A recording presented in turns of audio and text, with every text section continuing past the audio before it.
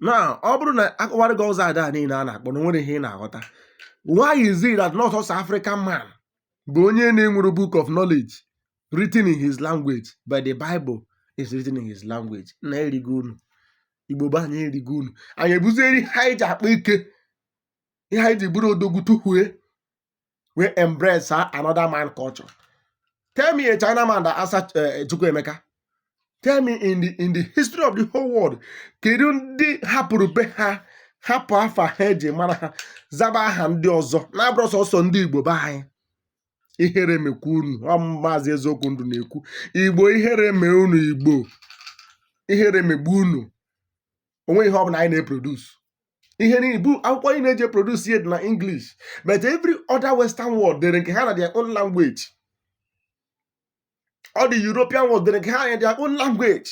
Mana Igbo naanị Bible ka edegara unu n'asụsụ Igbo hụ na wee na-ebugheri wee nwee olileanya na ancestors gị bụ Abraham. The God of Abraham, the blessings of Abraham are yours. The sins of Abraham are yours. Adam are yours. Igbo ebutugo unu gị abọs. Brain boss, ịma na ebutu moto brain boss na ọ dị arụzụ ọrụcha. Ebuturu Igbo brain boss. Ihere megbu unu. Ọ ihere ka ọ bụ. Ụmụaka anyị batazie skuul, a na-ekuzi ya tinkle little star. Nzuzu ka a nọ na-ezuzu anyị n'ime skuul. Jenu mụ ọnụ, mmadụ na-amụ eletrik engineering, onye produce nwujen. Mmadụ na-amụ metọlọji, onye akpọnwụ ki.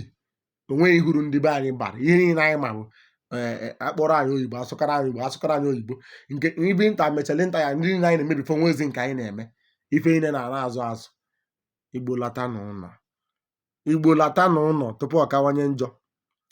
Latanụ ụnọ tupu ọ kawanye njọ, Igbo.